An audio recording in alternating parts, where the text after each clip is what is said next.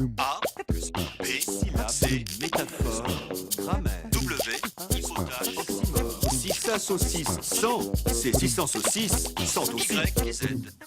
Bonjour professeur. Bonjour Marie. Ali habite en Côte d'Ivoire. Il a entendu dans un journal télévisé une dame dire « L'arrêt des notes n'est pas l'arrestation des cours ». Il se demande s'il est correct d'employer ce terme dans ce contexte. Alors, dites-nous professeur. Eh bien, cet emploi, Marie, ne me paraît pas des plus corrects. Dans les deux expressions, arrêt et arrestation proviennent tous deux du verbe arrêter, du latin ad restare, rester près de, être immobile. Arrêt est un terme d'emploi très général et il a un double sens. Il désigne le fait de cesser une activité et le résultat de cette interruption. Par exemple, arrêt désigne une halte dans un déplacement, observer 10 minutes d'arrêt, et l'endroit de cette halte. J'attends à l'arrêt du bus. C'est pourquoi, chère Marie, je parlerai plutôt d'arrêt dans la notation. C'est un processus qui s'interrompt. Et d'arrêt des cours, et non pas d'arrestation des cours, et surtout pas l'arrestation de ceux qui les donnent. Car arrestation est un mot plus récent, technique et juridique.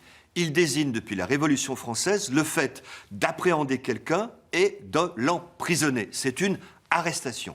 Jusqu'alors, on utilisait le vieux et général mot « arrêt » qui avait pris le sens de « saisie ». Il en reste des traces dans la langue juridique.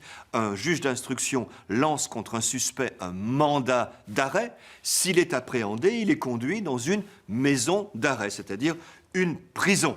Et s'il est militaire, on le met aux arrêts, lesquels peuvent être des arrêts de rigueur en forteresse.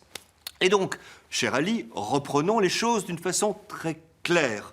Arrêt, sauf dans les emplois juridiques figés, est un mot très général qui signifie de cesser une activité. Arrestation, lui, est un mot technique qui désigne le fait de se saisir légalement d'un individu. Cher Ali, c'est tout simple. A plus B, syllabe, C, métaphore, grammaire, W, faussages, oxymore.